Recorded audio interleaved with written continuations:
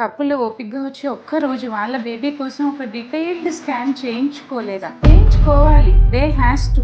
TIFFA scan కి ఇప్పుడు జనాలు ఏమనుకుంటారంటే నేను పొద్దున వచ్చాను మధ్యాహ్నం దాకా కూర్చోబెట్టారు సాయంకాలం దాకా కూర్చోబెట్టారు. అసలు అలాంటి సిచ్యువేషన్స్ ఎందుకు వస్తాయి? డెఫినెట్ గా TIFFA scan time taking scan. నాకైతే మినిమం 20 minutes, ఇంకా మాక్సిమం అంటే ఒక్కొక్క పేషెంట్ కి 40 minutes పడుతుంది, ఒక్కొక్కసారి 1 hour కూడా పడుతుంది. బాగా పేషెంట్ ఒబీస్, బేబీ పొజిషన్ లో లేదు, IVF pregnancy, high risk pregnancy, చాలా టైం పడుతుంది. అసలు ఈ స్కాన్ ని ఎందుకు ఎప్పుడు అందరూ టైం తో మెజర్ చేస్తారో నాకు తెలియదు. ఎంత టైం స్పెండ్ చేసామన్నది కాదు, మొత్తం 9 months ప్రెగ్నెన్సీలో ఒక కపుల్ ఓపికగా వచ్చి ఒక్క రోజు వాళ్ళ బేబీ కోసం ఒక డీటెయిల్డ్ స్కాన్ చేయించుకోవాలి. They has to.